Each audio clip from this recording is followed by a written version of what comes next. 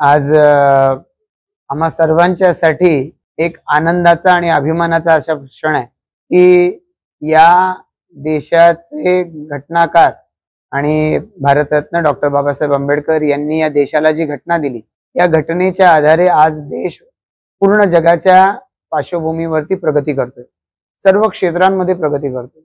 पण ही प्रगती होत असताना ज्या संविधानाच्या आधारे, ज्या घटनेच्या आधारे हा देश प्रगती करू शकला, हा देश एक राहिला, त्या संविधानाचा गौरव केवळ शब्दांनी व्यक्त होणार नाही, त्याच्यासाठी कृतीची आवश्यकता असते।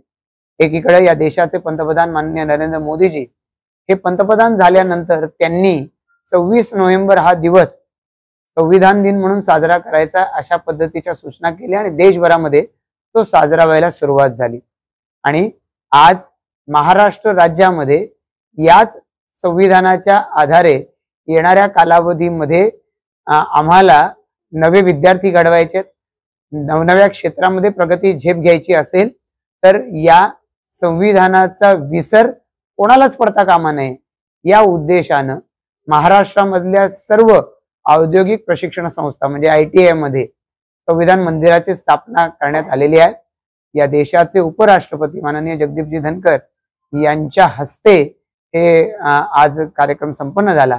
मी या निमित्तानं माननीय उपराष्ट्रपती महोदयांचं स्वागत तर करतोच। पनवेलमध्ये आज पनवेलच्या ITI मध्ये हा कार्यक्रम करण्यात आला। पनवेलच्या ITI चे प्राचार्य आणि त्यांच्या सर्व सहकाऱ्यांचं मी यासाठी मनापासून आभार व्यक्त करतो। खरं तर आता निवडणुकांना सामोरं जातोय, त्यामुळे या अनुषंगानं ज्या पक्षाचं मी प्रतिनिधित्व करतो त्या पक्षाच्या भारतीय जनता पार्टीच्या माध्यमातून आजवर झालेले प्रयत्न याचा मला मनापासून अभिमान आहे।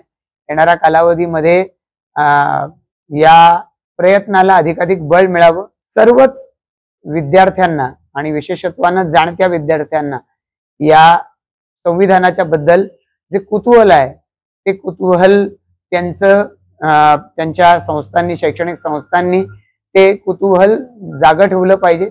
संविधानाविषयी जास्तीत जास्त जागरूकता वाढली पाहिजे।